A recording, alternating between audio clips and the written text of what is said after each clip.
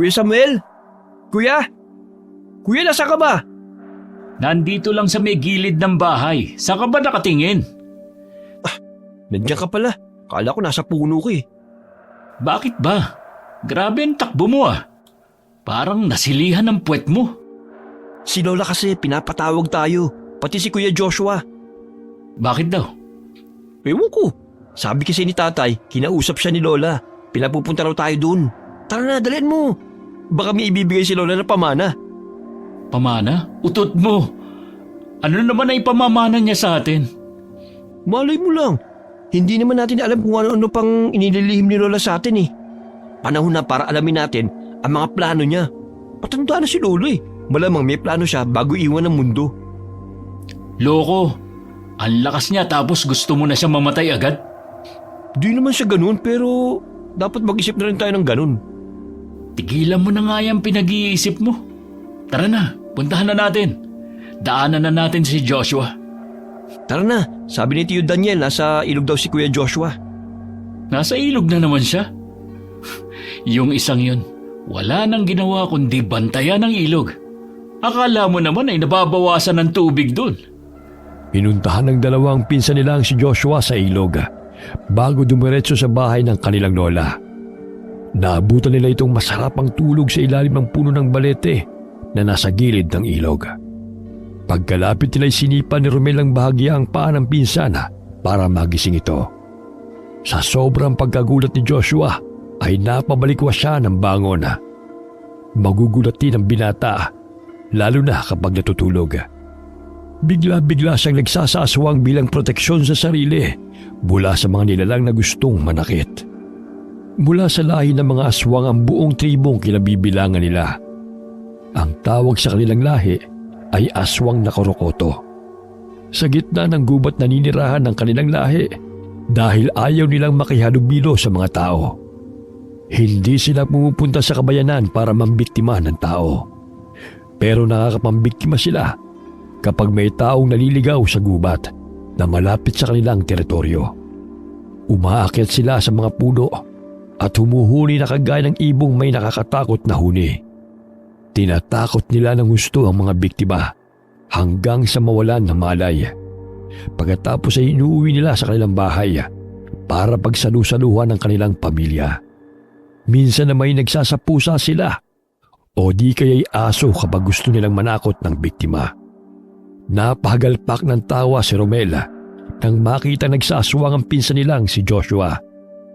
Palinga-linga pa ito sa paligid para hagilapin ang tingin ng lumusob sa kanyang teritoryo. Kalma lang Kuya Joshua. Kami lang to ni Kuya Samuel. Masyado ka naman magugulutin. Saka ang ilog na to nasa gitna ng gubat.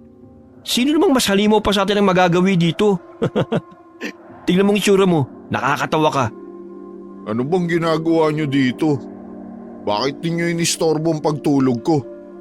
Nantitrip na naman kayo eh. Pati ikaw, Kuya Samuel. Nahawa ka na dyan sa pinsan mong ugok na yan.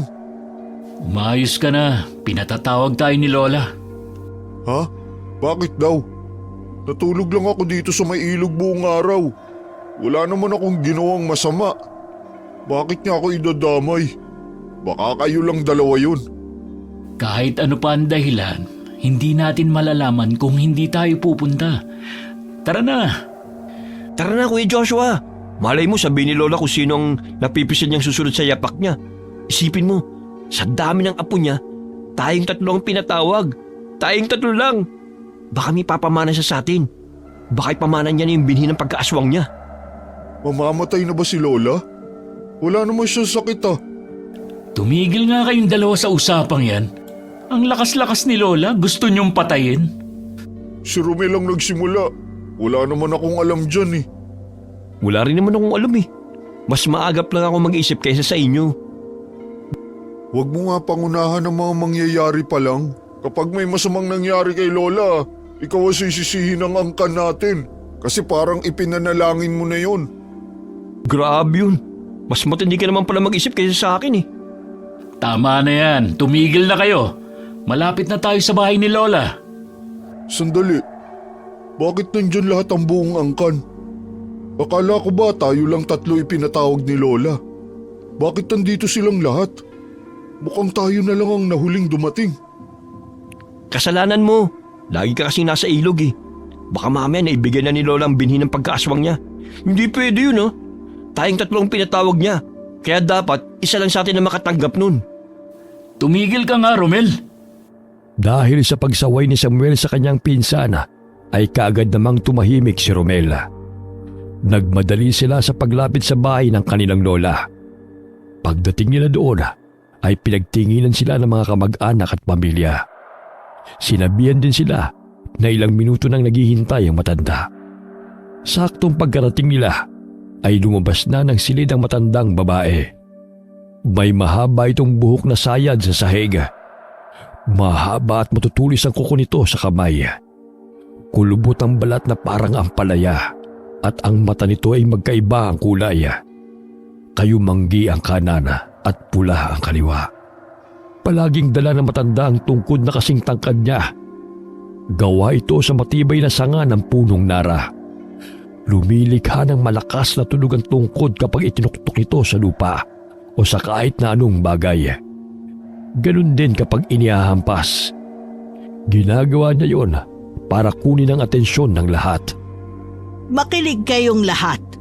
Tutal nandito na rin naman kayo. Sasabihin ko na ang dahilan kung bakit pinatawag ko silang tatlo.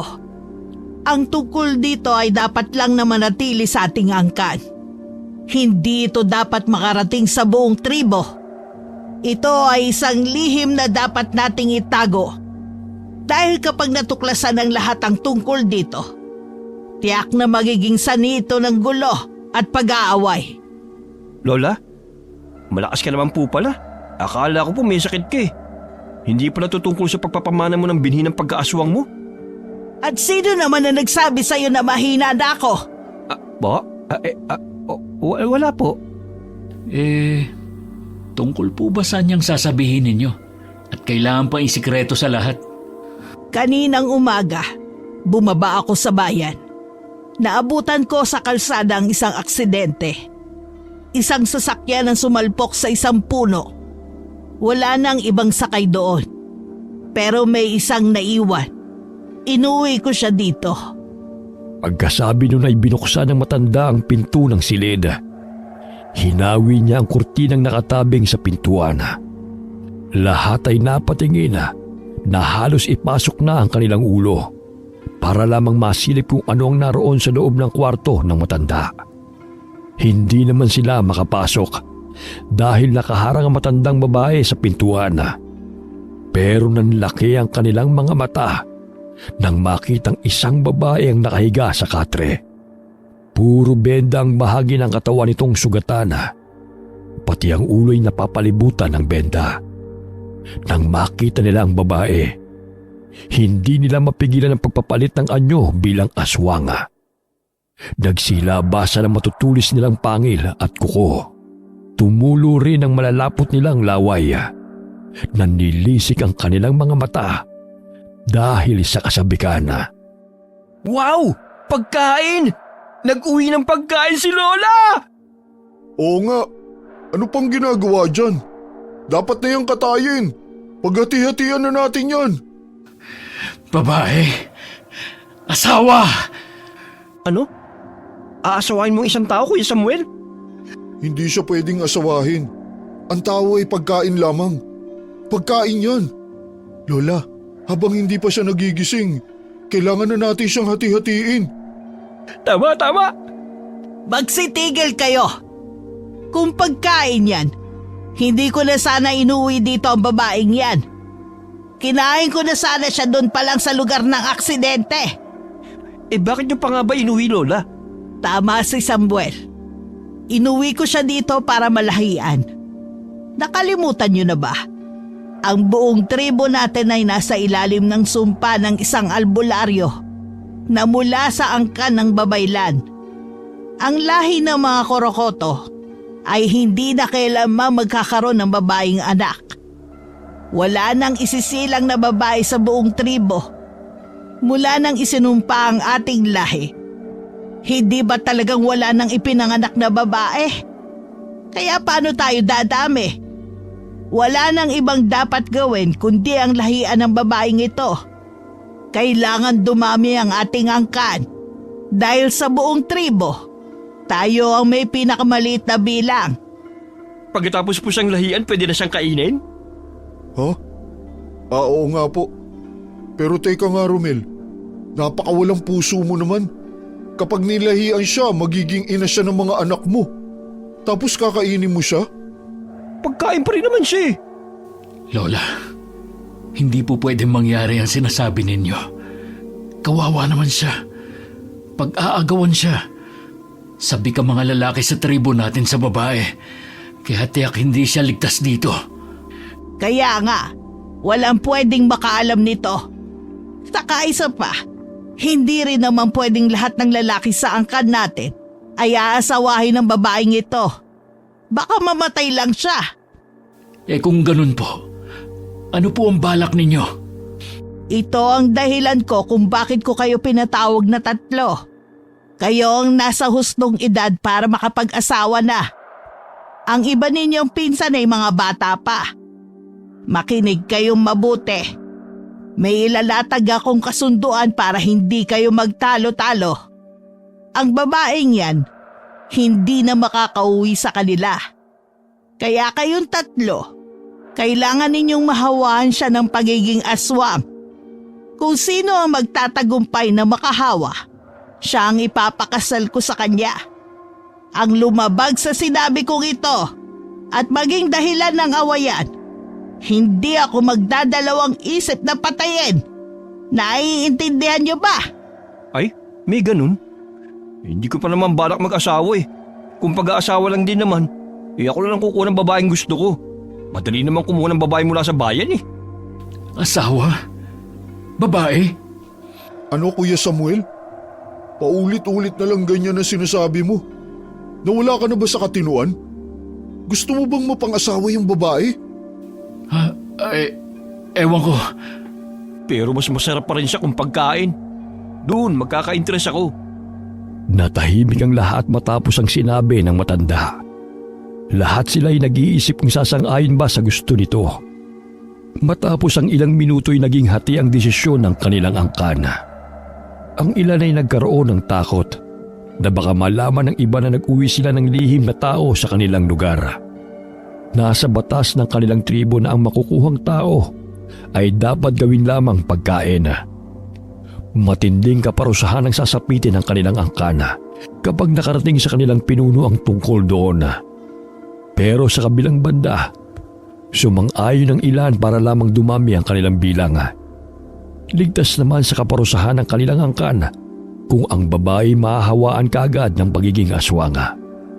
Kinabukasan, nasa ilog ang magpipinsana at ilang minuto na silang tahimik. Malalim ang kanilang iniisip hanggang sa binasagdan ni Romel ang katahimikang namamagitan sa kanila. Ang lalim naman ng iniisip nyo. Ano ba yun ha? Sa lalim ng iniisip, hindi na nakatulog ang antuking si Kuya Joshua. Bakit ikaw? Ano ba ang iniisip mo? Mukha namang pare-pareho tayo ng iniisip. Iba-iba lang ang dahilan. Siguro nga. Ako kasi ang iniisip ko yung babae. Para wala ng problema, pasukin natin ang bahay ni Lola. Tapos lapain natin yung babae. Kapag binuhay kasi yun, siya pag-aaway ng lahat. Dapat na talagang kainin yun. Mukha pa namang masarap. Si Lola talaga oh. Kung ano nung tumatakbo sa isip niya. Ikaw Kuya Samuel, talaga bang gusto mo mapang-asawa yung babae? Kaya mo ba? Anong kaya? Tiyak naman na kapag nilapitan mo siya, una mong maiisip ay kainin siya. Paano mo siya mahahawahan ng pagkaaswang? Ang bango pa naman ang amoy niya. Nakakahibang. Tama, ang sarap talaga. Hindi ko alam. Wala pa talaga akong naiisip na plano. Parang hindi ko rin kayang lapitan. Ang sabi ni Lola, yung babae daw, nung magkamalay, wala raw maalala. Ibig sabihin, hindi siya maghahanap ng pamilya. Kapag nagising siya, sabihin natin na pamilya natin siya.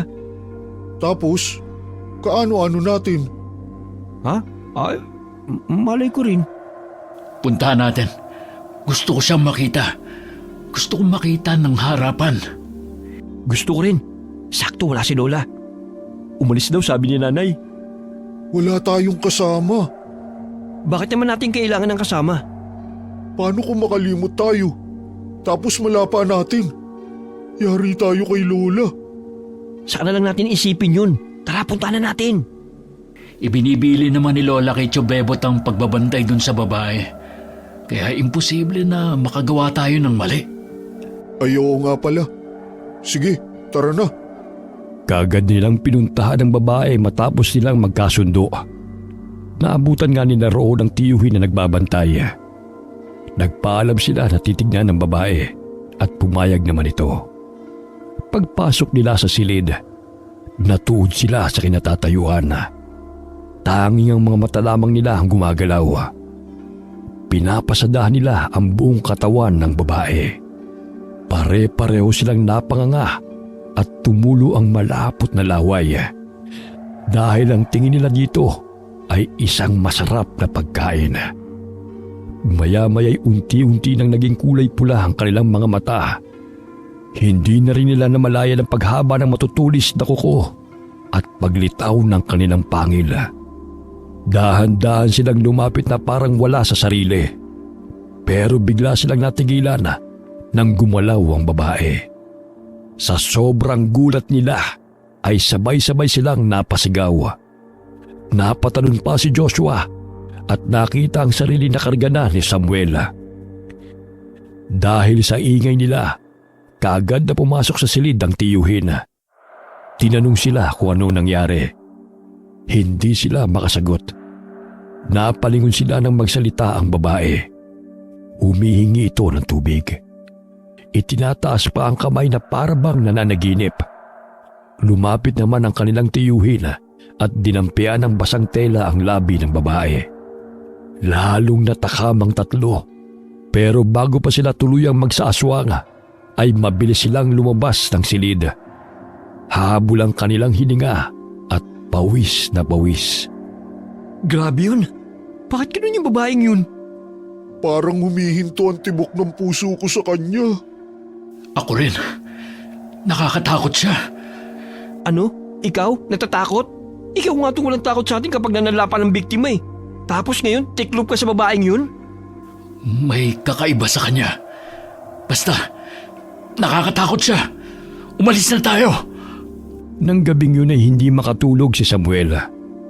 Kaya nagpasa siyang manghuli ng pagkaing hayop sa gubat. Pagkatapos magpakabusog ay nagpasa na rin siyang umuwi. Napadaan siya sa bahay ng kanyang lola. Nakita niyang bukas ang ilaw na gasera sa silid nito.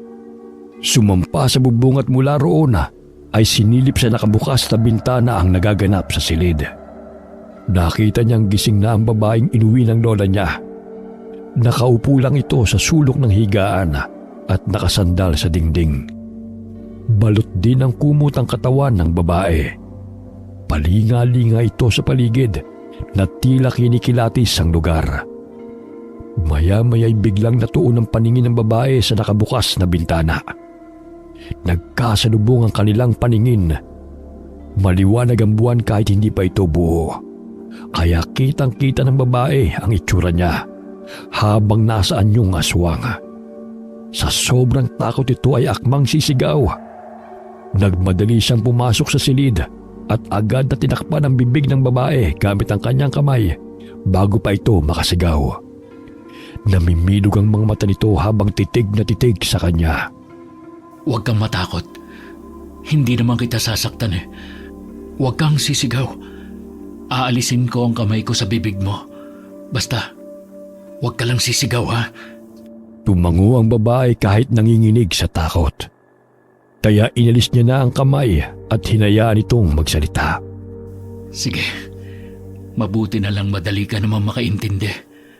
Kapag sumigaw ka, mapipilitan akong lapain ka. Sino ka? Anong klaseng nilalang ka? Bakit mukha kang halimaw? Ako si Samuel. Nandito ka sa lugar namin.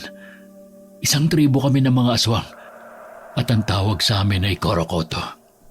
Ikaw, anong pangalan mo? Ha? Hindi ko alam. Wala akong matandaan. Kung ganun, Tama nga ang sinabi ni Lola na wala kang maalala. Paano na yan? Wala kang pangalan? Pwede bang bigyan muna kita ng pangalan? Sige, Buwan na lang ang itatawag ko sa'yo. ano? Bakit naman Buwan? Wala akong maisip eh. Eh di palitan mo na lang kung ayaw mo. Bakit pala gising ka pa? Nakarinig ako ng pagaspas ng pakpak sa labas kanina eh. Nakita ko sa sanga ng puno may nakadapo ng malaking ibon. Ganun ba? Isasarado ko na ang bintana. Tapos matulog ka na. Huwag mong bubuksan yan para hindi ka makita sa labas. Walang pwedeng makaalam na may babaeng tao rito. Papatayin ka nila. Nakita ni Samuel ang pangangatog ng kamay ng babae. Alam niyang natakot niya ito ng gusto. Pero hindi niya na pinansin. Naisip niyang mas mabuti nang magkaroon ng takot ang babae para hindi ito lumabas ng bahay. Pagkatapos nilang isarado ang bintana, ay nagpasya na siyang lumabas ng silid. Bago pa siya tuluyang lumabas, ay nilungon pa niya ang babae. Hindi ka masyadong natakot sa akin. Bakit? Hindi ka naman nakakatakot eh. Hindi ka gaya ng malaking ibon sa labas. Ganon? Sige, uuwi na ako. Matulog ka na para tuluyan kang gumaling. Hindi niya namalaya na sumunod sa kanya ang babae pagkalabas niya. Nagulat na lamang siya nang bigla itong sumigaw. Paglingon niya, nakita niyang nakatingin ang babae sa kusina. Naroon ang lola niya at kasalukuyang kumakain ng hilaw na karne. Puno ng dugo ang buong mukha nito at umaagos din ang sariwang dugo sa kamay hanggang siko.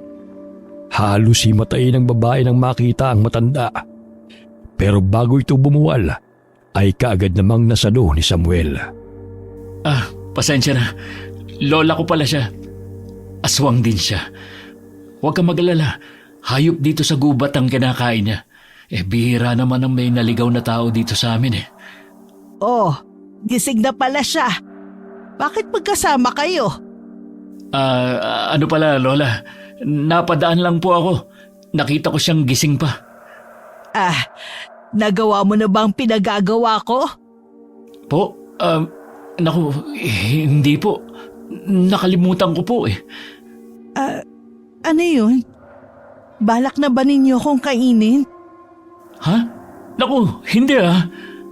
Mukhang magiging pagkain ka talaga kapag hindi pa nagawa ng apo ko ang kailangan niyang gawin. Lola, wag mo naman puntakutin. Hindi ko naman siya tinatakot ah. Sinasabi ko lang ang totoo. Hala, Lola. Ayan, sa takot niya, hinimatay na nga. Mabuti naman. Halika. Dalhin mo dito yan. Ihiga mo sa lamesa. Tapos hawahan mo na ng pagiging aswang bago pa magising. Po? Opo. Dali-daling kinarga ni Samuel ang babae. Pagkatapos ay inihiga niya sa ibabaw ng mesa sa kusina. Dahil sa pagmamadali sa kanya ng lola niya na gawing aswang ang babae, lalo siyang natataranta. Hindi niya na alam ang gagawin. Hindi rin niya mahawakan ng babae dahil sa kakaibang nararamdaman. May kung anong liwanag siyang nakikita sa katawan nito sa tuwing tumititig siya ng matagal. Ano bang ginagawa mo? Bakit hindi mo pa siya yang gawin? Kasi po, Lola, hindi niyo ba nakikita? May nagliliwanag po sa bandang tiyan niya. Nasisilaw ako. Ano bang pinagsasabi mong bata ka? Wala naman ako nakikita. Hindi, meron po talaga, Lola. Kapag tinititigan ko ng matagal, sumasakit ang mata ko. Para akong mabubulag. Imposible! Wala naman ako nakikitang kung ano. Sige, ilabas mo na lang ang isang binhi sa katawan mo. At ako na lang magsasalin sa kanya. Dalian mo at baka magising na. Sige po. Nasa akto na si Samuel na iniluluwa ang binhi ng pangyayanggaw sa kanyang katawan nang magkasabay na dumating sina Romel at Joshua. Natuod ang maglola nang makita sila. Napanganga naman sa pagkabigla si Romel nang maabutan ng dalawa sa kani-kanilang posisyon. Nakita nito na nasa ibabaw ng mesa ang babae at paupong nakapatong naman dito ang matanda. Sandali!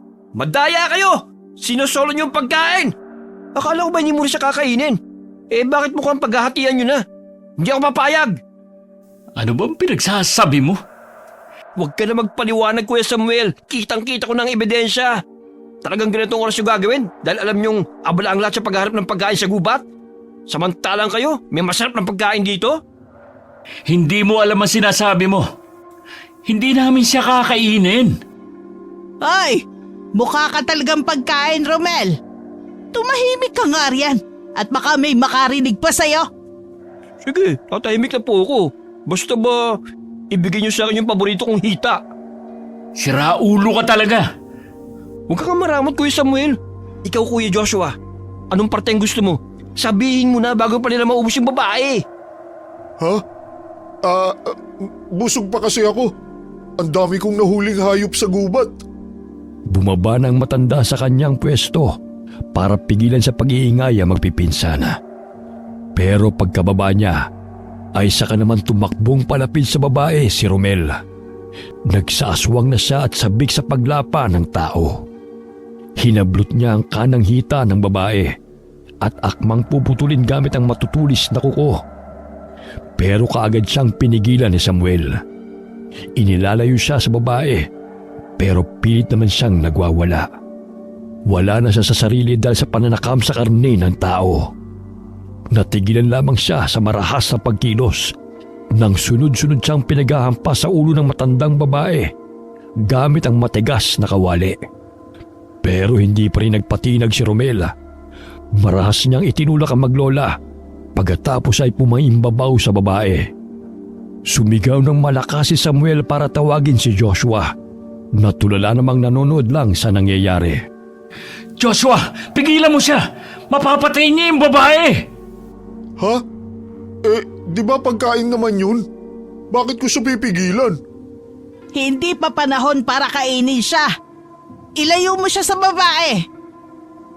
Sige po, Lola. Mabilis na lumapit si Joshua kay Romel. Nagsaaswang din siya para matapatan ang lakas ng pinsana. Dahil mas malaki ang pangangatawan niya, ay mabilis niyang nahablot si Romel at nailayo sa babae. Pero nagwala ito uli at bumalik doon. Saktong pagpatong niya sa lamesa ay nagising na ang babae. Pagdilat ng mata nito ay si Romel ang nakita na nasa anyong halimaw. Nagsisisigaw ang babae at pinagsasampal ang binata. Nang hindi nito mapalis si Romel, ay sinipa niya ito ng ubod lakas. Tumalsik ang binata at humampas sa dingding bago bumagsak sa sahig. Tumulo ang dugo mula sa bibig ni Romel at doon pa lamang siya kumalma. Lahat sila'y natahimik dahil sa ginawa ng babae. Sabay-sabay silang napatingin sa kanya. Paano mo nagawa yun? Bakit may ganun kang lakas? Kahit naman sino lalakas din kapag may rapist. Ang pangit-pangit na. Rapist pa. Ano? Sinabihan mo akong pangit? Tsaka hindi ako ganun ha. Kakainin lang kita. Hindi kita type ha. Pagkain lang ang tingin ko sa'yo. Kita mo na? May pagnanasa ka talaga sa akin. Lahat ba kayo balak akong kainin? Hindi ako masarap. Mamamatay kayong lahat kapag kinain niyo ako. Mamamatay? Bakit? Lasong ka ba? Parang ganun na nga. Ay nako, sumasakit na ang ulo ko sa inyong apat. Kayong tatlo, itali niyo ang babaeng yan. Baka tumakas pa. Hindi siya pwedeng makalabas dito. Ako na lang po ang gagapo sa kanya, Lola. Sisiguraduhin kong hindi makakalis ang pagkain kong yan. Walang ibang pwedeng makinabang sa hita niya kundi ako lang. Basta, kahit ano mangyari ha, akin ang hita. Naningkit sa galit ang mata ng babae. Bumaba siya sa mesa at buong tapang na naglakad palapit kay Romela. Huminto siya sa harapan nito at seryosong tinitigan ng lalaking aswang. Nang magtapat ang paningin nilang dalawa, nanginig sa takot ang binata. Nanlambot ang kanyang katawan at napaluhod sa sahig. Pinagsasampal naman siya ng babae gamit ang dalawang kamay nito. Pagkatapos ay sinipa ng ubod lakas. Muling tumalsik ang binata at humampas sa haligi ng bahay. Hindi pa nasiyahan ng babae. Nilapitan pa niya ito uli at paulit-ulit na sinipa si Romel. Huminto lamang siya nang itaas ni Romel ang kanyang kamay, tanda ng pagsuko. Mabilis namang nagtago sina Samuel at Joshua sa likuran ng kanilang lola. Lola, anong klaseng halimaw ba ang dinala mo dito? Mukhang hindi siya tao. Napakalakas niya. Anong nilalang ba yan? Nakakatakot. Baka lapain tayo niyan. Palayain mo na lang, Lola. Mga damuho kayo! Kayo ang halimaw dito pero kayo ang natatakot sa isang tao? Babae lang yan na malakas. Tapos tumitiklop kayo. Huliin niyo siya at igapos. Ikaw na lang, Kuya Samuel. Bakit ako? Mas malaki ang katawan mo sa akin. Ikaw na ang gumawa. Isa pa, hindi ka naman masyado masasaktan kapag sinalya ka niya. Kasi puno ka ng taba sa katawan. Papuri ba yan o panlalait? Nagsasabi lang ako ng totoo. Basta. Ayoko siyang lapitan. Tingnan mo si Romel, bugbog sarado. Hindi na makabangon. Ikaw na lang po, Lola. Sa ating angkan, ikaw ang pinakamalakas. Kaya nga po, iginagalang at sinusunod ka ng lahat. Tama. At saka, kayo naman ang nagdala sa kanya dito eh. Mga damuho talaga kayo. Ang angkan natin ang pinakamatapang sa tribong to. Pero ngayon pinatunayan ninyong duwag kayo. Mga walang ya. Ikaw babae, hindi na ako nagbibiro. Hindi na rin ako magbibigay ng awa. Kung hindi ka tatahimik at hindi mo ihinto ang pananakit, sasabihin ko sa buong angkan namin na oras na para kainin ka. Ha? Pinagtanggol ko lang naman po ang sarili ko sa rapist na to, Lola. Bakit hindi siya ang pagalitan mo? Balak niya akong kainin. Pagkain ka naman talaga para sa amin eh. Ano pa bang aasahan mo ron? Pagkatapos marinig ang sinabi ng matanda, ay bigla na lamang tumulo ang luha mula sa mata ng babae. Pagkatapos ay madrama siyang nagsalita.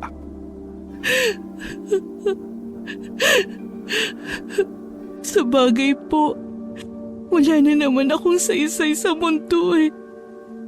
Hindi ko kilala ang sarili ko. Hindi ko alam kung saan ako pupunta. Sino ang pamilya ko? Bakit buhay pa ako? Tama po kayo. Dahil wala na akong kwenta, dapat na sa akin ang mamatay. Payag na po ako. Kainin niyo ako. Kainin niyo na ako. Hala, si Lola. Nagpaiyak ng babae. Wala akong kinalaman dyan ha. Lalo naman ako. Kasalanan niya ni Lola. Pinaiyak niya si Buwan. Sino si Buwan? Yung babae. Yun pala ang pangalan niya? Hindi. Binigay ko lang. Wala kasi siyang matandaan eh. Wala ka talagang kwentang mag-isip ng pangalan. Bakit naman Buwan? May buwan kasi ngayon, kaya ganun. Napakapulpul mo, Kuya Samuel. Tinawag mo akong kuya pagkatapos mo akong sabihan ng pulpul. Ginagalit mo ba ako? Tumigil na nga kayo. Sakit niyo sa ulo ah. Tulong! Ang sakit ng katawan ko. Aray. Puro bali na yata mga buto ko. Aray, parang awa nyo na. Bigyan nyo ako ng hita ng babae. Pagkain pa rin ang iniisip niya. Tulungan niyo na nga ang pinsan niyo. Ikaw babae, pumasok ka na sa kwarto. Hindi niyo ako kakainin. Bakit? Kainin niyo na ako. Parang awa niyo na. Paano kang kakainin eh? Dinaig mo pa ang baliw na leon kung magwala. Baka sumakit pa ang tiyan namin sa'yo. Mukhang kahit nginuya ka na, maninipa ka pa rin. Dahil sa kalungkutan ng babae, ay halos wala na siyang gana sa buhay habang naglalakad papasok sa silid. Nagkulong siya roon at saka umiyak ng umiyak. Ginamot naman ng matandang babae ang apong si Romel. Panay ang atungal ito habang itinutuwid ng matanda ang mga baling buto bago lagyan ng benda. Napapangiwi naman sina Samuel at Joshua habang pinapanood na ginagamot ang kanilang pinsan. Ramdam nila ang sakit na halos hindi na nila matignan. Nang sumikat na ang araw, umuwi na sila sa kanilang bahay para matulog. Kinagabihan, pumunta uli si Samuel sa bahay ng lola niya para dalawin ang babae. Pero wala ito sa kanyang silid. Nakita niya ring wala roon ang kanyang lola. Naglakad-lakad siya sa paligid para hanapin ang dalawa. Hanggang sa nakita niya ang babae na nasa likuran ng bahay. Tahimik na nakaupo sa nakatumbang puno habang nakatingin sa buwan. Nagtago siya sa makapal na damo para mapagmasdan sa malapit ang babae.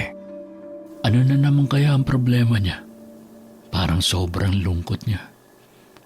Nakakatakot namang lapitan. Baka matulad ako kay Romel.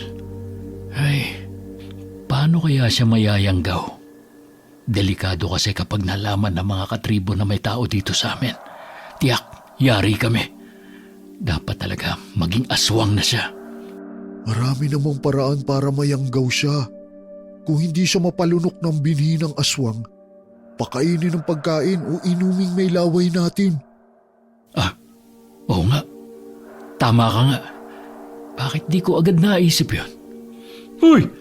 Bakit bigla kang sumasagot? Kanina ka pa ba dyan? Bigla ka nalang sumulpot ha? Nakita kasi kitang gumagapang dito sa damuhan. Akala ko may nakita kang pagkain. Pero kung yung babae na yan ang kakainin mo, sa'yo na lang talaga. May impacho ko sa kanya eh. Ako naman, gusto ko pa rin siyang kainin. Mas gusto ko lapain siya para makaganti ako sa ginawa niya. Basta humanda siya. Pag ako gumaling sa mga bali kong to, babalikan ko siya. Nandito ka rin, Romel? Oo, kuya. Nakita ko kasi si Kuya Joshua na sumusot dito sa damo kaya sumunod ako. Pampihira naman kayo. Lagi na lang kayong nakasunod sa akin. Kaya hindi ako makapag-isip ng tama eh. Huwag ka na mag-isip. Hindi rin naman magtatagumpay yan. Amaso na yata yung babaeng yan eh. Baka nga iniluwal yan ng ina niya kulang sa buwan kasi naninipa sa loob ng tiyan. Oo, tapos kapag sumipa siya, lumalagpas sa puso ng paa niya. Sinong nandyan? Lumabas ka! Naririnig kitang tumatawa! Yari, ako na naman ang narinig niya. Aalis na ako, bahala na kayo dyan. Nag-anyong pusa si Romel para mabilis siyang makatakas. Pero bago pa makalabas sa damuhan, ay halos mahilo siya ng tamaan ng sanga na ginamit pambato ng babae. Tinamaan siya sa ulo, kaya paika-ika siyang naglalakad palabas sa damuhan. Hindi na rin niya nakontrol ang pag-anyong pusa, kaya bumalik agad siya sa pagiging anyong tao. Ikaw na naman? Walang iya ka talaga? Sinisilipan mo ko? Dudurugin talaga kita! Wala kang kadala-dala ah! Sandali! Huwag mong saktan ng pinsan ko! Nandyan ka rin? Huwag mong sabihin kasama niyo rin yung isa pang asungot. Nasaan siya? Nandito ako, pero wala akong kinalaman sa mga balak nila sa'yo. May balak kayo sa akin? Na naman? Naku, hindi! Wala! Ang totoo niyan, hinahanap talaga kita. Nag-aalala kasi ako sa'yo. Nag-aalala ka? Bakit? Baka kasi lumayo ka. Tiyak na lalapain ka ng buong tribo. Wala kang ligtas sa kanila. Mas masahol pa sila kay Romel. Uy, grabe ka naman sa akin, kuya. Anong akala mo sa akin? Sobrang sama na? Hindi ba pwedeng gutom lang? Ay, tulungan niyo ako. Dali niyo ako kay Lola para magamot na ang ulo ko. Parang nabasag ata ang bungo ko. Bakit naman mababasag yan? Sanga lang ng kahoy ang ibinato sa'yo. Maliit lang yun. Pusa kaya ako kanina. Ang liit-liit lang nun eh.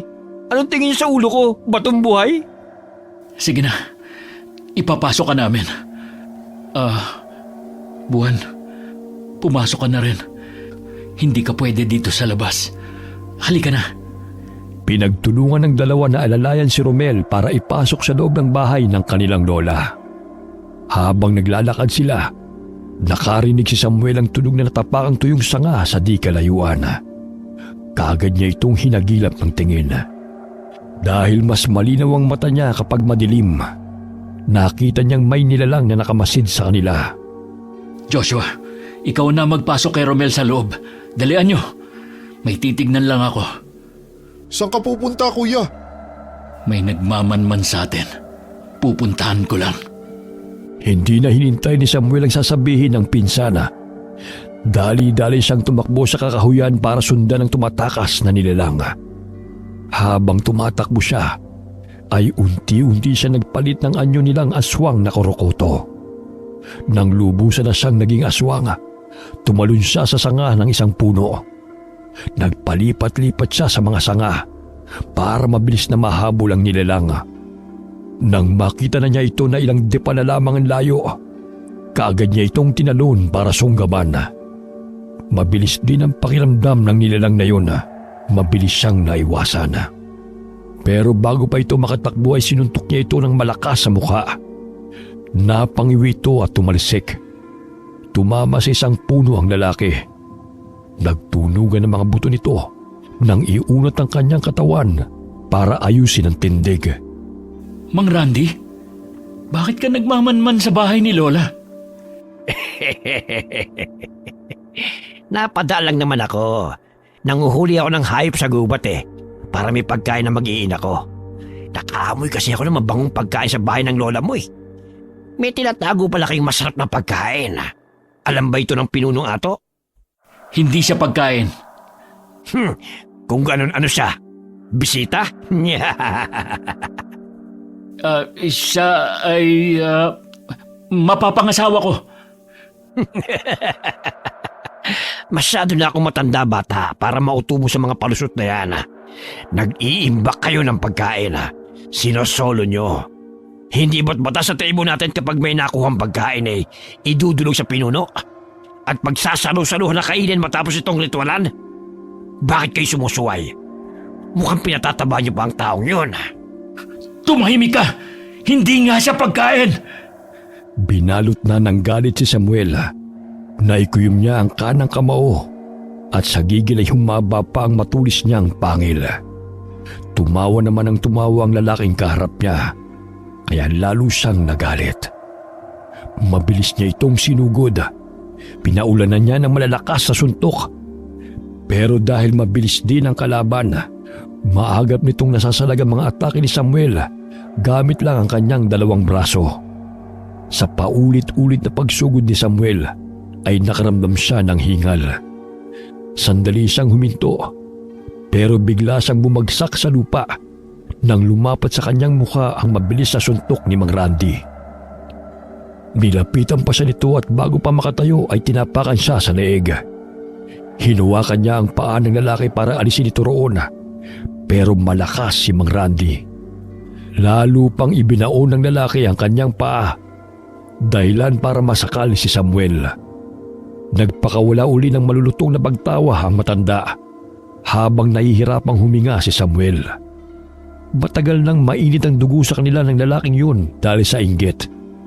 Sa kanilang tribo, palaging ang angkan nila ang pinag-iinitan dahil inaakala nito na madalas silang paboran ng kanilang pinuno. Matalik na magkaibigan ng lola ni Samuel at ang pinuno ng kanilang tribo. Kaya lahat ng suhestyon ng matandang babae ay kaagad na tinatanggap ni Pinunong Ato. Kaya pakiramdam ni Mang Randy ay naiitsapwera ang kanilang angkan. Hindi lingid sa angkan ni Samuel ang lihim na galit sa kanila ng angkan ni Mang Randy. Kaya alam niyang gagawin nito ang lahat para mapali sila sa tribo. Masyado nagtitiwala sa inyo ang pinuno. Ano kayang mararamdaman niya kapag nalaman niyang nagtatraidor ang inyong angkan sa buong tribo? Hindi kami nagtatraidor! Huwag kang palapintang! Talaga ba? Bakit kayo nagtatago ng tao sa inyong teritoryo? At babae pa talaga? Ang ipinagbabawal na dalhin dito. Anong balak niyo sa kanya? Kung hindi pagkain, palalahian? Wala ka ng pakialam doon! Nagpaparami kayo ng lahi? Para ano? May balak ba kayong mag-aklas kapag marami na kayo? Ano? Hindi totoo yan! Huwag kang manira! Kayo itong nag-iisip na masama sa angkan ng pinuno ng tribong ito! May katibayan ka ba? Kayo nga itong gumagawa ng hakbang ng palihim. Lalong nagalit si Samuel sa mga paratang ng lalaki. Nag-igting ang kanyang bagang at lalong pumula ang kanyang mga mata. Humigpit ang pagkakahawak niya sa binti ng lalaki. Kumuha siya ng magandang tiyempo na maibalibag ito. Nang maihagis niya si Mang Randy, kaagad niya itong nilapitan. Bago pa makatayo mula sa pagkakabagsak sa lupa, ay pinagsusuntok niya ito. Hindi na niya alintana kung saan tumatama ang kanyang suntok. Ibinuhos niya ang buong galit sa lalaki. Pero lalo lang siyang naiinis dahil hindi ito gumaganti at panay lang ang pagtawa. Dahil sa inis ay bigla niyang ibinaon ng matulis na mga pangil sa balikat ni Mang Randy. Pagkatapos ay maras niyang pinutol ang isang braso nito. Umatungal ng malakas ang lalaki. Natigilan siya at napatras habang nangangatog ang kanyang mga kamay. Nakita niyang napaluhod sa lupa si Mang Randy habang iniinda ang kanyang sugat. Tumingin ito sa kanya ng matalim at may pagbabanta. Galit ang mga mata ng lalaki. Pero nang ilabot si Samuel nang makita niyang sumilay ang nakakalokong ngiti nito. Hindi na nakagalaw si Samuel mula sa pagkakatayo. Nablangko ang kanyang isip. Nagbalik lamang ang kanyang ulirat nang makitang nasa malayo na ang lalaki. Tumatakbo ito pabalik sa kanilang teritoryo. Doon pa lamang nagsimulang kumilos ang binata. Nagmamadali siyang bumalik sa kanila. Habang tumatakbo ay sumasabay ang malakas na kabog sa kanyang dibdib. Alam niyang magsusumbong si Mang Randy sa kanilang pinuno. Tuso at sinungaling ang lalaking yon. Nang hangad lang ay makakuha ng kapangyarihan. Halos hindi na lumalapat sa lupa ang mga paa ni Samuel dahil sa bilis ng pagtakbo. Pagdating sa kanila ay kaagad siyang pumasok sa loob ng bahay ng kanyang lola. Hinagilap niya ng tingin kung nasaan sila. Naabutan niya ang matandang babae na tinitignan ng lagay ng ulo ni Romela. Bakit ka humahangos? Pusta, nakawala na naman ang baboy ramo sa kanya. Lola, delikado tayo. Anong sinasabi mo? Si Mang Randy po. Nakasagupa ko. Alam na niya ang lihim natin. Tumakas siya. Alam kong dediretso siya sa bahay ni Pinuno. Babalik na rin niya ang mga nangyayari. Sinungaling ang taong yan. Tiyak na tayo magiging masama. Anong sinabi mo? Naningkit ang mata ng matandang babae. Sabay-sabay pa silang napatingin sa babaeng kanilang bihag. Oo na. Naiintindihan ko na. Oras na para ako'y kainin. Para wala na kayong problema. Ako lang naman ang dahilan ng problema nyo, di ba? Kapag nawala ako, wala na rin kayong iisipin. Kainin nyo na ako. Hindi yun ganun kadali. Anong gagawin natin, Lola? Kainin na natin siya para hindi nila abutan dito. Maya-maya lang nandito na sila. Hindi. Halika, itatago kita sa kamalig. Ano? Mas masarap kainin niya ng sariwa kaysa binuro. Pambira naman oh. Kapag ibigay natin siya kay Pinuno, tatadtarin lang siya at isasahog sa pagkain para lahat makinabang. Paano nang hita ko? Baka nga kukuno lang matikman ko pag nagkataon. Dapat kasi kinain lang natin siya umpisa pa lang eh. Nagkakaproblema tuloy tayo ngayon. Joshua, dala mo ng pinakulo ang karne ang Kuya Samuel mo. Po? Bakit po, Lola? Kailangan mapakain ng babae ng karneng may laway niya para tuluyan na siyang maging kagaya natin. Dapat ay maging korokoto na siya bago sila dumating. Sige po, Lola. Dadalhan ko na po sila ng karne. Sa utos ng matandang babae, kaagad na sumunod si Joshua. Pumunta siya sa kamalig para dalhan ng nilagang karne ang pinsan na si Samuel. Sabi ni Lola, dalhin ko raw sa'yo. Bahala ka na raw sa kanya. Dapat daw maging aswang na siya kaagad. Oo, salamat. Sabihan mo ako sa kung ano nangyayari sa labas, ha? Sige kuya, aalis na ako. Babalik na ako doon. Sige. Pagbalik ni Samuel sa loob ng kamalig, ipinatong niya sa ibabaw ng mesang nasa gilid ang palangga ng may lamang nilagang karne. Naglakad siya ng pabalik-balik habang nag-iisip. Maya-maya nagsalita na ang babae dahil nairita na sa ginagawa niya. Ano ba? Bakit ka ba naglalakad ng pabalik-balik sa harapan ko? Nag-iisip kasi ako. Nakakatulong ba yan? Saka anong gagawin mo sa karne? Ipapakain ko sa'yo. Hindi pa ako nagugutom. Kailangan mong kumain.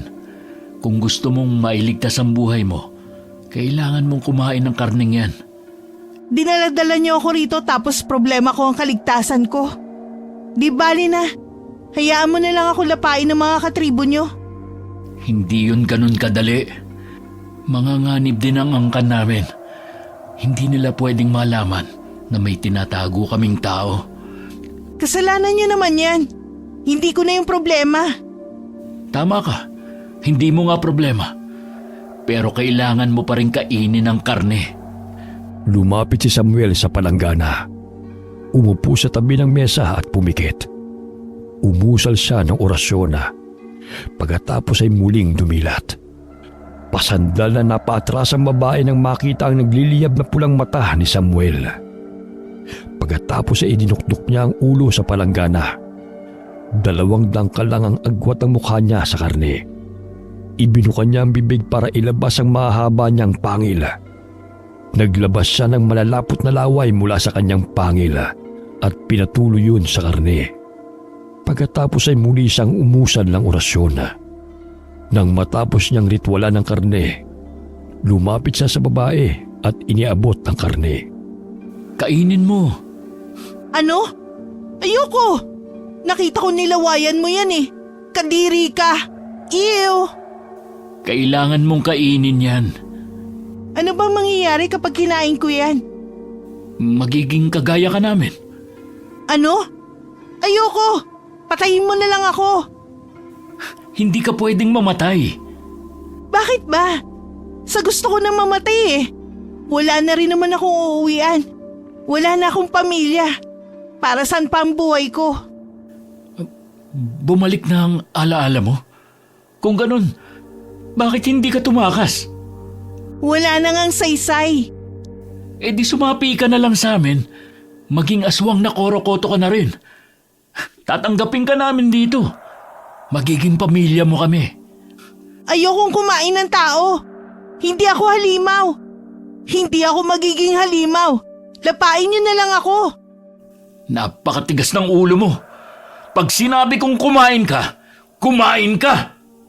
Dahil sa inis ni Samuel, pinagpira-pirason niya ang karne at sapilitang isinubo sa babae. Tinakpan pa niya ang bibig nito gamit ang kamay para hindi mailuwa ang karne. Nang matiyak niyang nalunok na ito ng babae, sa kanya inalis ang kanyang kamay. Ilang ulit pa niyang sapilitang pinakain ng karne ang babae. Hanggang sa kusa na lang din itong umuya habang umiiyak. Nakaramdam ng awa si Samuel, kaya tinigilan na niya ang pagpapakain sa kanya. Tila ininis naman siya ng babae. Marahas na kinuha nito ang palangga ng may nilagang karne at kinain ito. Sunod-sunod na isinubo ng babae ang karne habang umiiyak. Dahil sa away hinablot na ni Samuel ang palanggana. Tama na yan. Itigil mo na yan. Iluwa mo na yan nasa bibig mo. Ayoko! Napakatigas ng ulo mo. Sa bato siguro yan pinaglihi. Mabubulunan ka. Iluwa mo na. Ayaw! Ay, talaga naman. Pinilit na kunin ni Samuel ang karne sa bibig ng babae. Pero nilunok naman ito ng buo. Dahilan para mabilaukan. Nataranta ang binata kaya bigla niyang binatukan ng babae. Kaagad namang nailuwa ang may kalakihang tipak ng karne. Pero nawala naman ng malay ang babae. Buisit! Pasaway kasi! Ang tigas ng ulo! Di ko naman sinabing ubusin eh. Isang kagat lang naman eh, ayos na sana. Ginagalit mo kasi ako. Tumigil kayo! Hindi kayo pwedeng dire-diretso na lang dito. Ang kamalig ay imbakan namin ng pagkain. Hanggang dito na lang kayo. Kapag nagpumilit kayo, mapipilitan ako saktan kayong lahat. Si Joshua yun ah. Ibig sabihin lumusob na nga sila. Huwag niyo nang itago ang babaeng tao. Ilabas niyo na siya. Siguradong dito sa kamalig nila tinatago. Kailangan mabuksan ito. Makikita niyo may tinatago talaga siyang tao. Subukan ninyong buksan! Hayop ka talaga, Mang Randy! Humanda ka sa akin! Sige, buksan ang kamalig. Ipakita sa kanya ang laman. Ano? Lola! Nang marinig ni Samuel ang utos ng kanyang lola, nataranta siya. Kaagad niyang nilibot ng tingin ang buong kamalig. Naghahanap siya ng lugar kung saan pwedeng itago ang babae. Nakita niya ang mga malalaking banga. Isa-isa niya itong tinignan para maghanap ng bakante. Nang makakita ay kaagad niyang inilagay ang babae sa loob ng banga. Pagkatapos ay tinakpan ng sako. Nang marinig niyang binubuksan na ang pinto, hinarap niya ang kanyang mga katribo. Anong ginagawa niyo rito? Bakit kayo naparito sa ganitong oras ng gabi? Huwag ka na magmaang-maangan pa, Samuel. Alam nating dalawa kung ano ang totoong nangyayari. Dahil sa pagtatago mo sa babaeng yon, nagawa mong manakit ng katribo at pinutulo pa ang braso ko. Ipinag-uutos ni Pinuno na dalhin sa kanya ang babae. Eh di hanapin mo ang sinasabi mo. Talagang nagsama ka pa ng angkan mo ah. Talagang hahanapin namin. Mga kasama, halughugin ang kamalig. Tumayo ng matikas si Samuel sa harapan ng pintuan para hindi makaraan si Mang Randy at ang mga kasama nito. Kada may nagtatangkang pumasok ay kaagad niyang sinasalubong ng malakas na suntok. Dahil sa kanyang ginawa ay lalong nagalit ang mga ito. Nagpalit sila ng anyo bilang mga pusa. Pagkatapos ay sabay-sabay na tumalon para makalusot sa pintuan. Pero mabilis ang mga mata at kilos ni Samuel. Hindi pa rin nakakalagpas sa kanya ang mga katribo. Kahit pinagkakakalmot na siya ng mga ito, ay hindi siya nagpatinag. Lalong nainis si Mang Randy sa ginagawa niya. Hindi mo po proteksyonan ang kamalig kung wala kayong itinatago. Tanga ka pala eh. Natural na po protektahan namin ang imbaka namin ng pagkain. Ganyan din ang ginawa mo sa amin noon, di ba? Pinagbintangan mo kami na nagtago ng tao dito sa kamalig. Pero nang hinayaan namin kayo na siyasatin ang lugar, inubos yung kainin ng mga imbak namin pagkain para sa tag-ulan. Akala mo ba hahayaan namin gawin mo uli yun? Bakit kasi hindi kayo magbanat ng buto? Ang haba ng hugot mo, bata. Matagal na panahon na yon. Hindi mo pa rin nakakalimutan? Pero iba ang sitwasyon ngayon. Dahil ito ay totoo na. Paano hindi kami makakalimot nun? Ilang araw at gabi kami nagutom dahil doon. Hirap na hirap kami maghanap ng pagkain sa gubat dahil sa sama ng panahon. Habang kayo, nagpapakasasa sa mga pagkain kinuha nyo sa amin. Kaya ngayon, hindi na kami papayag na maulit yun. Humarang na rin sina Romel at Joshua sa pintuan ng kamalig. Nagsaaswang na sila para tapatan ang lakas ng mga kalaban. Lalong nag-igting sa galit si Mang Randy at iniutos sa mga kasama na mag-aswang na rin. Sinabihan niya mga ito na kung sino man ang pipigil sa kanilang gagawin ay patayin. Nagkaroon ng labanan sa pagitan ng dalawang angkan ng gabing yun. Naging madugo ang laban. Parehong ayaw magpatalo ng mga ito. Ang lahat ng kalalakihan sa angkan ni Lola Ina ay nagtulong-tulong para labanan ang angkan ni Mang Randy. Kahit sugatan at duguan na sila, ay wala pa rin sumusuko sa laban.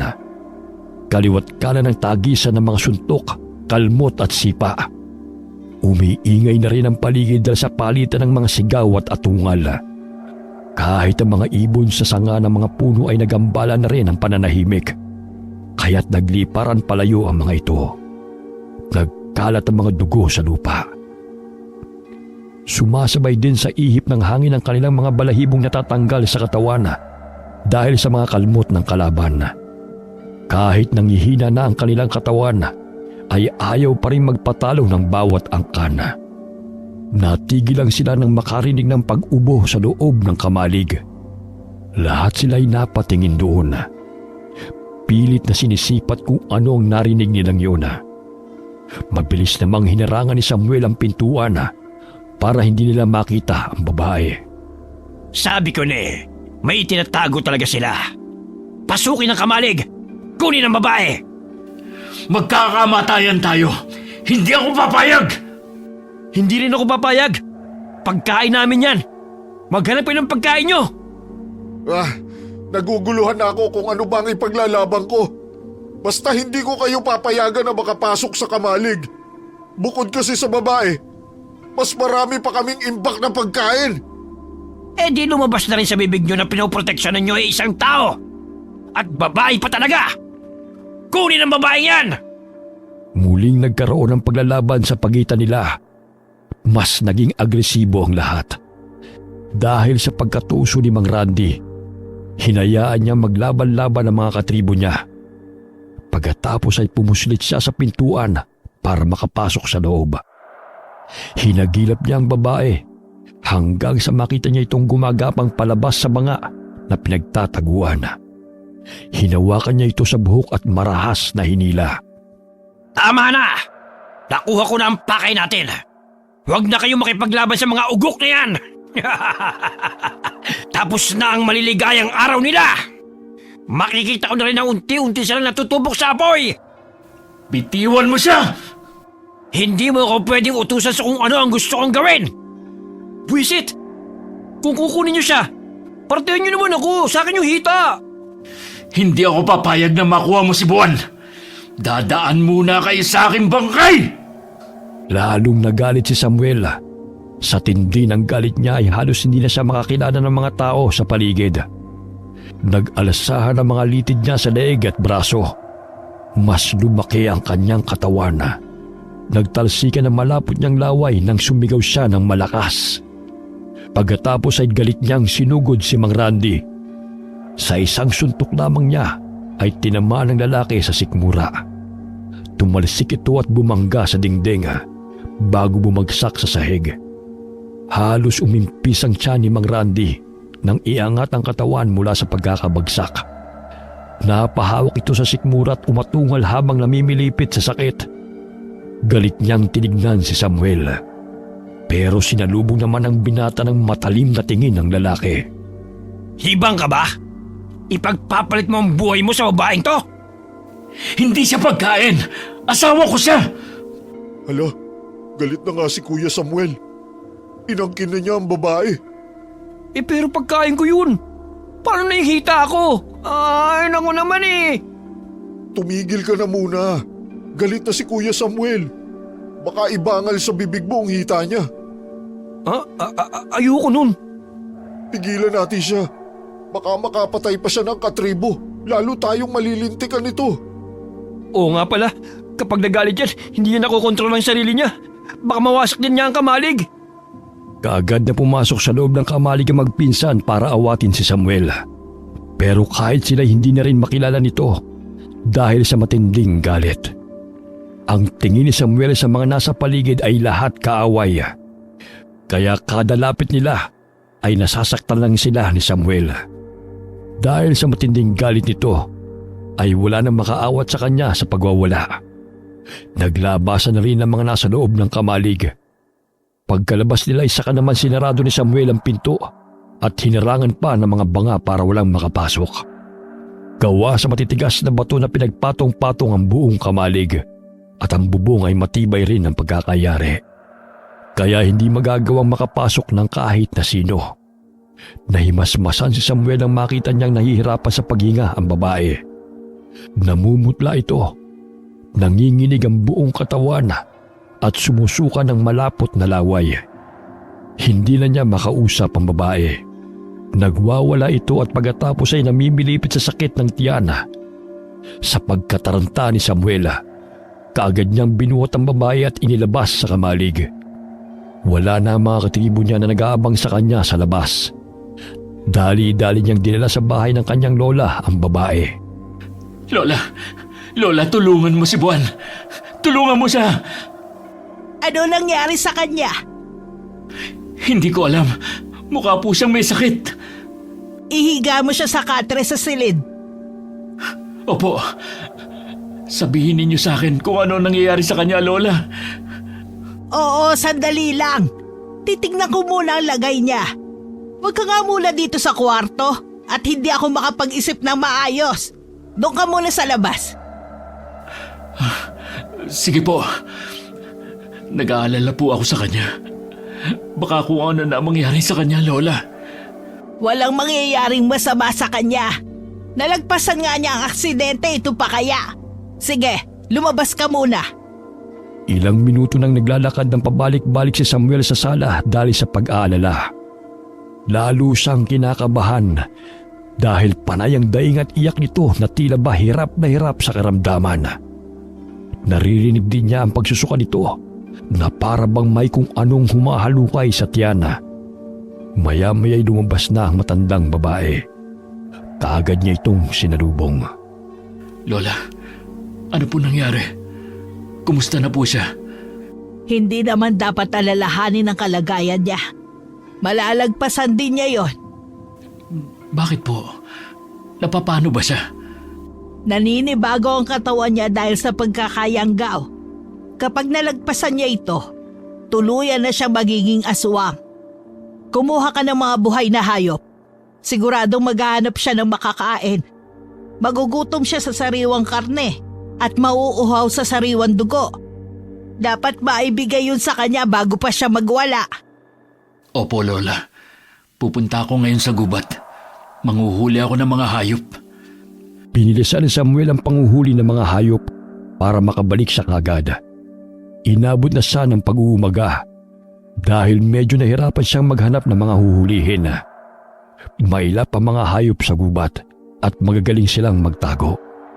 Bukod pa doon, hindi na rin ganun karami ang mga hayop dahil marami silang mga tribo na nangangaso sa gubat. Nang makahuli na ng sapat, kaagad siyang bumalik sa bahay.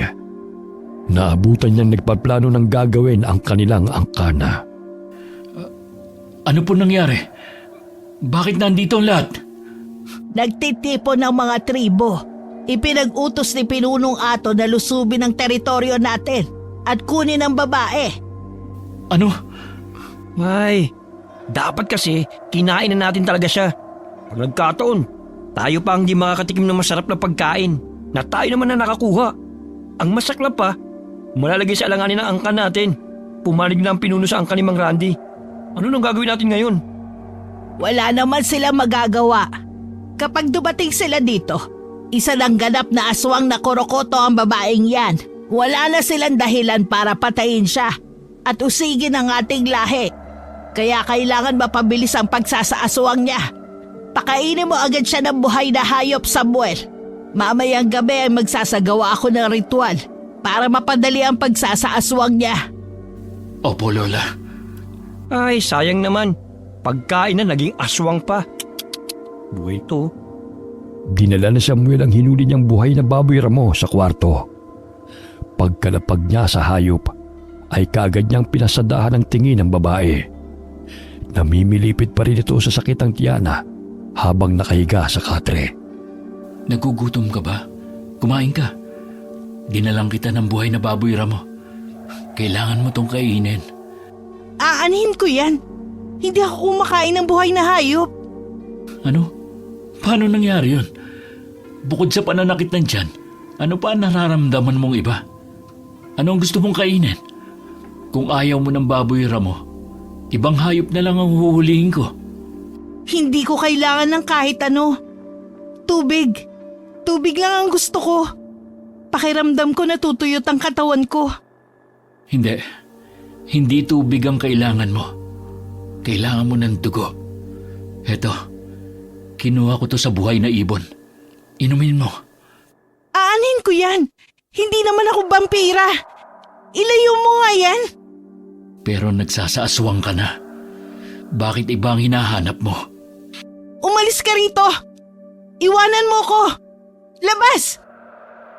Kapag may kailangan ka, tawagin mo lang ako, ha? Pagkalabas niya ay napaisip siya ng malalim. Napansin naman yun ng kanyang lola, kaya kaagad na nagtanong. Nang sabihin niya ang kalagayan ng babae, binalikan nila ito para makasiguro. Bakit nga ba hindi pa nagbabago ng anyo ang babaeng yan? Hindi ko nga rin po alam, Lola. Baka po dahil sa nagliliwanag niyang tiyan? Ano bang sinasabi mo? Wala naman ako nakikitang liwanag ah. Bakit hindi niyo po nakikita?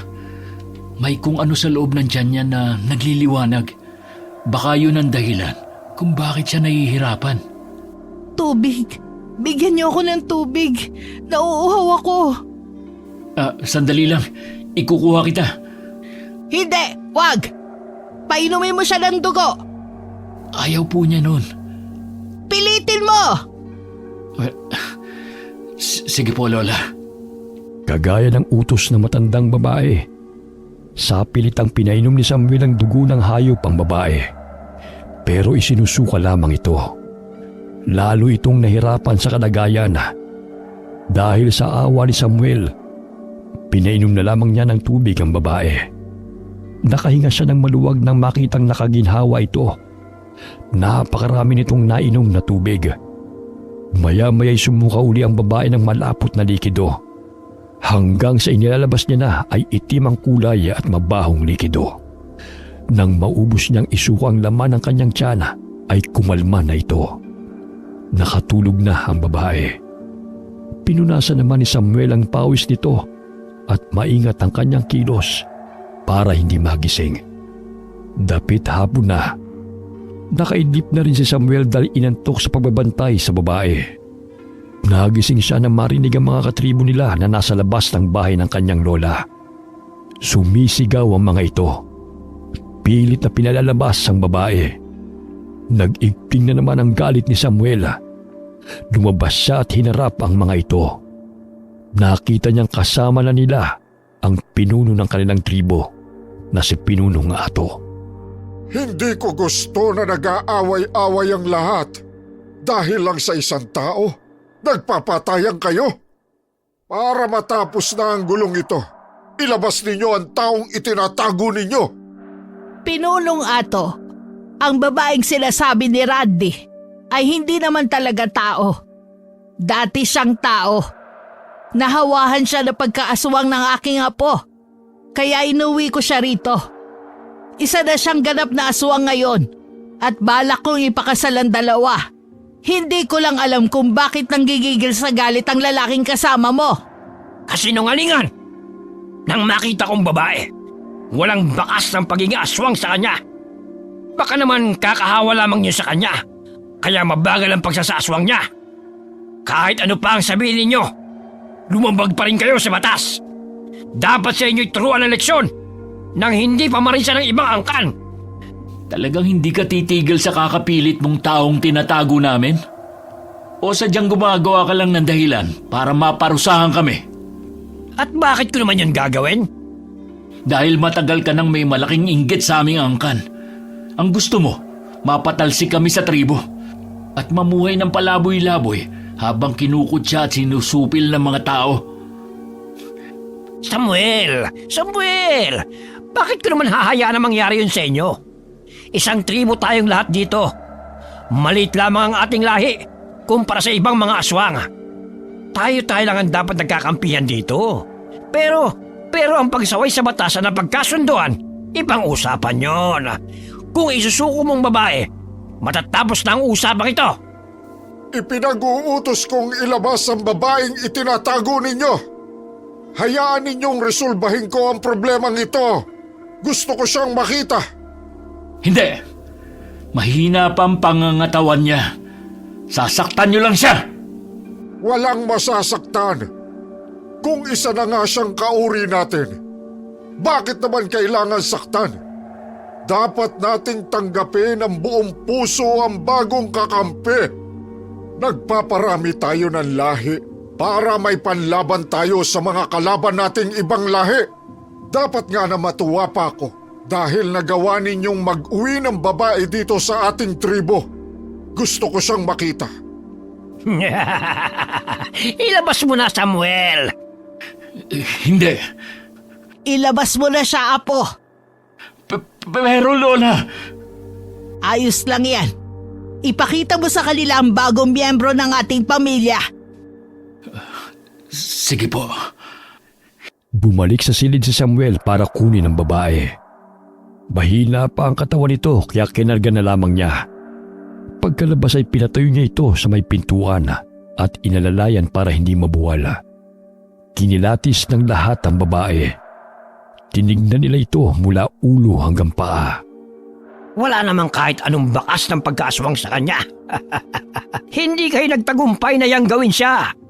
Isa pa rin siyang ganap na tao. Ngayon, paano na yan? Teka, sandali. Ano yung nakikita kong liwanag mula sa babaeng yan? Liwanag?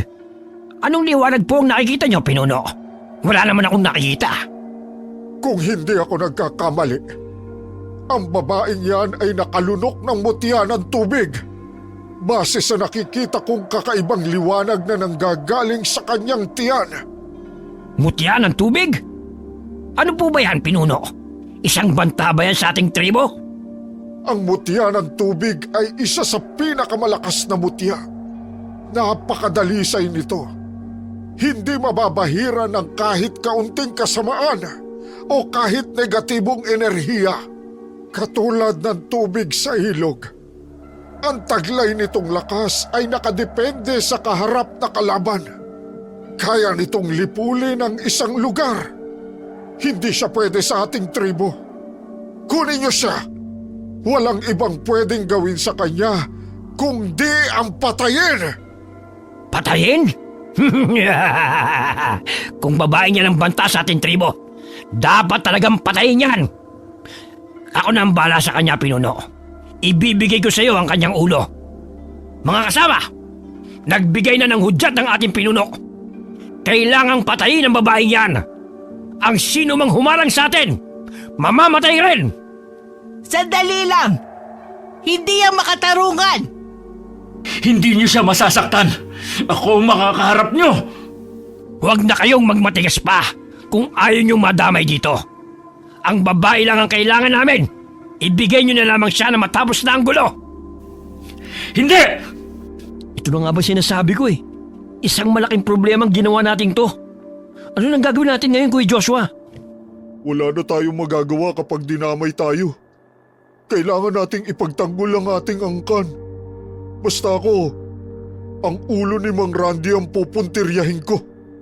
Ha? Magandang plano yan. Ubusin natin ang angkan nila nang mawala ng sipsip at tuso sa tribo natin. Dahil sa utos ng kanilang pinuno, nahati ang angka ni Lola Ina. May mga kumampi sa kanilang pinuno para iligtas ang kanilang sarili. Hindi na sila nakipaglaban at hinayaan na lang nilang tugisin ang mga kumampi kay Lola Ina. Nagalit ng gusto ang matanda dahil sa pagtatraidor ng iba nilang angkana. Nanatili naman sa tabi niya ang pamilya na sangkot sa pagtatago sa babae. Inutusan ni Lola Ina ang mga kasama na tumakas na sila para iligtas ang sarili. Pero bago pa sila makalabas ng bahay, ay napaligiran ng mga angka ni Mang Randy ang paligid.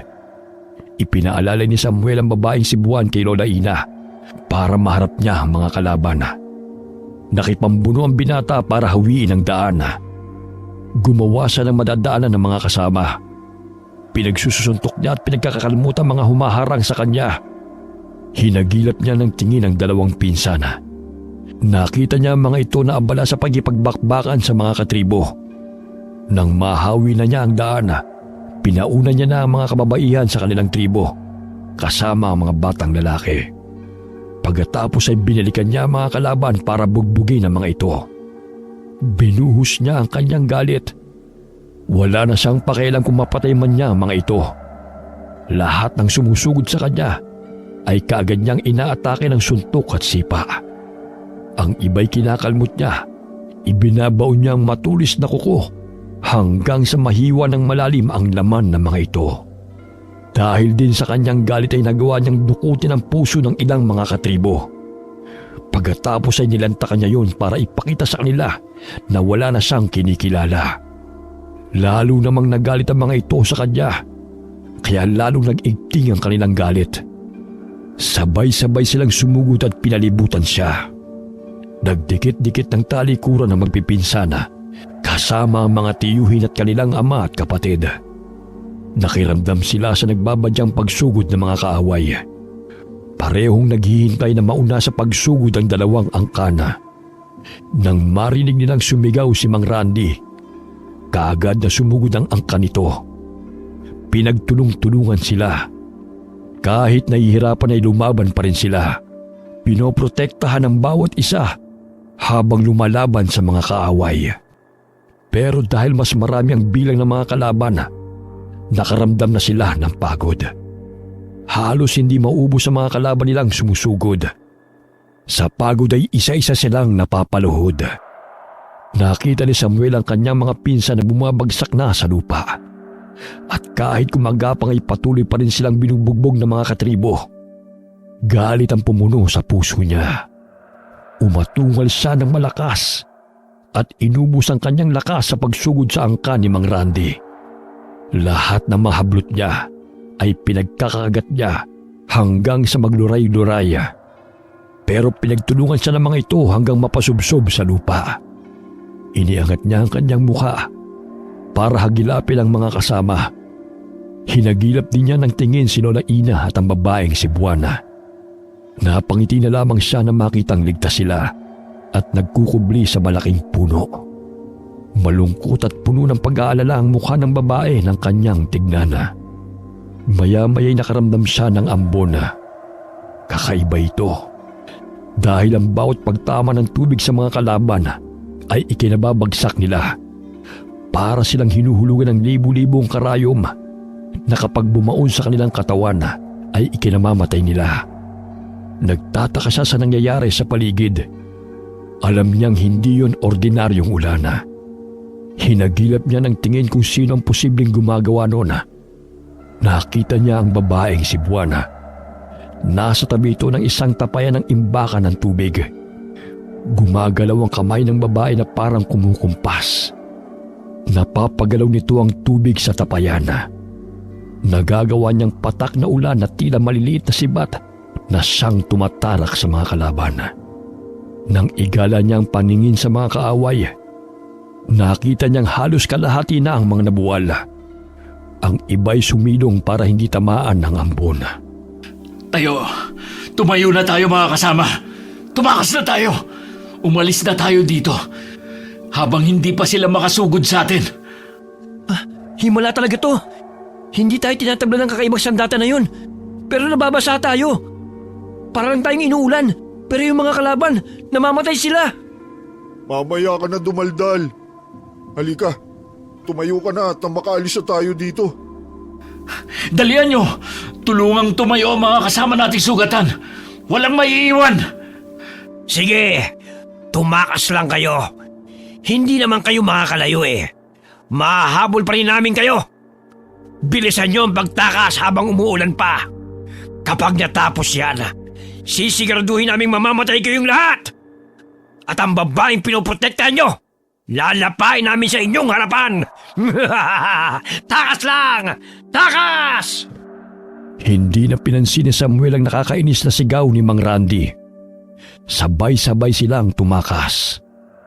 Lakad takbo ang ginawa nila hanggang sa makarating sila sa ilog. Patawid na sila nang makarinig sila ng mga yabag at pagaspas ng pakpak ng mga katribong parating. Walang lilingon.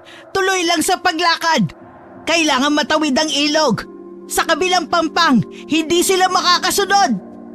Mauna na kayo. Hihintayin ko sila. At ako na ang bahala sa kanila. Sasamahan kita, Kuya Samuel. Hindi kita pwedeng iwan. Ay, nako. Kayo talaga. Palagi kayo naman ang sakit ng ulo. Kapag hindi naman ako nagpaiwan, parang pinayagan ko na rin kayo mamatay. O sige, sama-sama na lang tayo mamatay. Sumama na kayong dalawa sa kanila. Iligtas niyo sila. Importante na maitawid sila sa ilog. Kaya nila yan. Mga aswang sila eh. Tignan mo, ang dami pa rin mga inutil na sumunod sa atin. Kaya mo ba sila na mag-isa? Nabubwisit na ako sa kanila ha. Dapat sa kanila, pagpira-pirasuhin. Kahit hindi masarap ang hita nila, lalapain ko na. Humanda kayo sa akin! Ay, basta sa hita, lumalakas siya. Ibang klase. Nakalimutan niyang hindi maganda ang lagay ng katawan niya. Mga insan, pasensya na. Nilagay ko kayo sa panganib. Pero salamat pa rin kasi hindi nyo kami trinaydor kagaya ng iba. Ano ka ba? Hindi tayo ang trinaydor ng ibang kaangkan natin.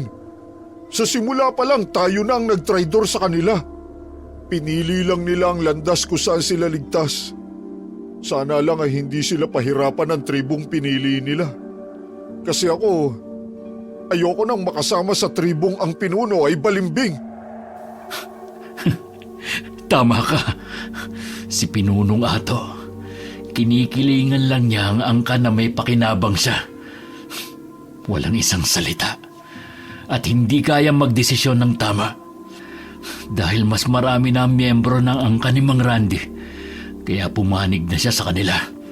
Ngayon, malaya na tayo. Hindi pa. Hindi pa nga natin sila natatalo eh. Kung ganon, sugod! Sa ilog muling nagbakbakan ng mga angkan. Ang ilan pang mga kalalakihan sa angkan ni na Samuel ay nagpaiwan din para tulungan ang tatlo na labanan ng mga kalaban. Mas nahihirapan silang gumalaw dahil sa tubig. Pinilit pa rin makipaglaban na magpipinsan para hindi makatawid sa ilog ang mga kaaway. Alam ni Samuel na ang pinupuntirian ng mga ito ay si Buwan. Kaya hindi siya pumapayag na makalagpas sa kanyang pwesto ang mga kalaban. Pero masyadong marami ang mga hakot na aswang ni Mang Randy, kaya nahihirapan silang harapin ang mga ito. Panayang lingon ni Samuel para tignan kung nakatawid na sa ilog ang mga kasama nila. Nang makita niyang malapit na silang makatawid, sinigawan niya ang mga kasama na tumakbo na. Sumunod naman sila kaagad. Pinilit nilang tumakbo ng mabilis para hindi makahabol ang mga kalaban. Habang tumatakbo ay nararamdaman ni Samuel na nag-iiba ang daloy ng tubig. Bumababaw ang nasa gawin nila na tila itinataboy ang tubig papunta sa gawin ng mga kalaban. Napahinto siya sa pagtataka. Nilibot niya ng tingin ang kahabaan ng ilog. Nag-iiba ang agos nito na parang may nagkokontrol. Hindi na sumusunod sa tamang agos ang tubig ng ilog. Tinataboy ito papunta sa mga kalaban. Napahinto na ang mga kasama ni Mang Randy sa gitna ng ilog. Dahil lumalalim na ang tubig sa gawin nila. Hinagilap ni Samuel si Buwan. Dahil may kutob siyang ito rin ang nagpapagalaw sa tubig ng ilog. Nanlaki ang mata niya nang makita ang babae. Nakatayo ito sa ibabaw ng malaking bato at iginagalaw ang kamay. Ikinukumpas ito para kontrolin ang tubig sa ilog. Buwan, Anong buwan? Wala pa namang buwan ngayon ah. bilisan niyo. Kailangan na natin makatawid sa ilog. Ang tubig ay lumalalim. Balak ni Buwan na lunurin ang mga kalaban. Baka madamay tayo. Dali! Kailangan natin makarating sa Pampang. Ha? Teka, totoo nga? Talagang nakalunok siya ng mutya ng tubig? Kaya nakokontrol niya ang ilog? Oo, naniniwala ako doon. Kasi nagliliwanag siya. Bilis! Tawid na! Nang makarating sila sa Pangpanga, habol ang hininga nila habang nagpapahinga sa gilid. Samantalang ang paningin nila ay nakatuon sa mga katribong unti-unting nilalamon ng malaking alon ng tubig sa ilog. Para na silang mga langgam na nagsisilangoy para lang takasan ang kamatayan. Pilit nilang inaabot ng kabilang Pangpanga, pero hinihigop sila ng tubig pabalik sa gitna ng ilog. Paulit-ulit yung nangyayari hanggang sa nakita na lamang nila na nagpalutang-lutang na ang mga katribo sa ibabaw ng tubig at hindi na gumagalaw. Nakita rin nila si Mang Randy at ang iba pang mga kasama nito na hindi lumusong sa ilog. Nanlulupaypay sila habang pinapanood at tinatangay ng agos sa mga kasamahang wala ng buhay. Dali-dali namang napatakbo si Samuel habang sumisigaw nang makitang biglang bumagsak si Buwan sa tubig. Mabilis niya itong kinarga at dinala sa Pangpang. Buwan, gumising ka. Hindi ka pa pwedeng mamatay. Sandali, paraanin ninyo ako. Titingnan ko siya. Iligtas mo siya, Lola. Siya nagligtas sa atin. Hindi siya pwedeng mamatay ngayon. Hindi naman siya mamamatay, Apo. Nawalan lang siya ng malay dahil sa sobrang pagod niya. Mukhang hindi pa niya tuluyang nagagamay ang butya. Inuubos nito ang enerhiya ng kanyang katawan. Kailangan niya magpahinga para makabawi ng lakas. Ay, nako. Paano na po tayo ngayon? Saan na tayo pupulutin? Nagugutom na ako. Ang pinakaayaw ko sa kabilang parte ng ilog, yung walang mahuhuli ng mga hayop. Gutom na talaga ang labas natin ito. Mali ka. Sa buong buhay kong pagtambay sa ilog, hindi naman talaga ako natutulog. May nalaman akong magandang lugar sa Gawiron. Maganda ang lupa, mataba, pwedeng magtanim. Dahil din sa ganda ng lugar na yon, maraming hayop ang doon na naninirahan. Sigurado ka? Oo nga, Baka panaginip lang yun. Buong araw ka kayang puro tulog lang ang alam. Pag yan talaga hindi totoo, humanda ka sa akin. bakit? Anong gagawin mo? Kaya mo na ba akong labanan? Oo, kukunin kong hita mo. Talaga lang ha? Tingnan nga natin. Tama na yan. Puntahan na natin ang lugar na sinasabi ni Joshua. Kailangan na natin magpahinga para makabawi ng lakas. Sama-sama nilang pinuntahan ang lugar. Pagkarating doon, namangha sila dahil totoo ang sinabi ni Joshua. Nagpahinga sila roon at kinabukasan na nagsimulang gumawa ng matitirhan. Malapit lamang sa iniwang tribo ang lugar. Pero alam nilang hindi sila magagalaw doon dahil mahigpit na ipinagbabawal ni Pinunong Ato ang pagtawid sa ilog ng mga katribo. Naniniwala silang ikinamamatay ng mga aswang ang lugar sa kabilang pangpanga dahil sa mga halamang itinanim ng mga tao kontra sa aswang. Pero napatunayan nilang mali sila. Ang lugar na yon ang pinakamagandang tirahan na kanilang nakita. Ilang linggo na ang lumipas at payapa na silang naninirahan sa lugar. Nakita ni Samuel si Buwan na nakatingin na naman sa kalangitan. Lumapit siya para kausapin ito. Nakatitig ka na naman sa buwan. Hindi ka naman aswang. Ano naman? Masama ba? Marami pa akong hindi alam sa'yo. Mula nang dumating ka sa amin, hindi ka pa nagkwento ng tungkol sa buhay mo. Ano ba ang tunay mong pangalan? Sino ka ba? Saka malaya ka nang umalis. Bakit hindi mo pa ginagawa? Wala naman akong pupuntahan. Wala na akong pamilya. Patay na ang mga magulang ko. Ang mga kamag-anak ko. Sinadya nilang ibangga ang sasakyan para mamatay ako. Ayaw nila sa akin. Kasi gusto nilang suluhin ang mana ko na naiwan ng aking mga magulang. Ha? Bakit ganun? Ang sama naman nila. Hindi sila payag na mapunta sa akin ang mana ko. Kasi ampon lang ako. Matagal nang patay si Yesha. Sa aksidente na yun patay na ako. Ngayon, ako na si Buwan. Salamat sa pangalang ibinigay mo, ha? Nagustuhan mo ba? Hindi. Pero pwede na rin. Pasensya na. Pwede naman natin palitan kung gusto mo. Wag na. Ayos na yan. Di ba ang mga aswang kapag nagpapalit ng anyo, tumitingala para tingnan ng buwan? Oo. Kasi nakakatulong ang enerhiya ng buwan para maibsan ang sakit ng pagpapalit ng anyo. Bakit mo na itanong? Maibsan ng sakit? Oo. Maganda ang dahilan. Gusto kong maging manggagamot para maibsan ang sakit ng mga may karamdaman. Oo, maganda yan. Teka, matanong ko lang. Paano ka nagkaroon ng mutya sa loob ng tiyan mo? Nung bata pa ako, yung pinsan ko niyaya ko maglaro sa ilog. Akala ko laro lang. Pero ang balak pala talaga nila, lunurin ako. Tapos may nakita akong maliwanag habang lumulubog ako sa tubig. Tapos nung kinuha ko, bigla ko na lang nalunok. Tapos bigla na lang akong umahon sa tubig. Sobrang bilis. Parang magic. Tapos mula nun malaki na ang nagbago sa katawan ko. Ah, kaya pala. Ang astig nun. Tayo na sa loob. Naririnig ko ang tiyan mo tumutunog. Kanina ka pa gutom. Kumain na tayo.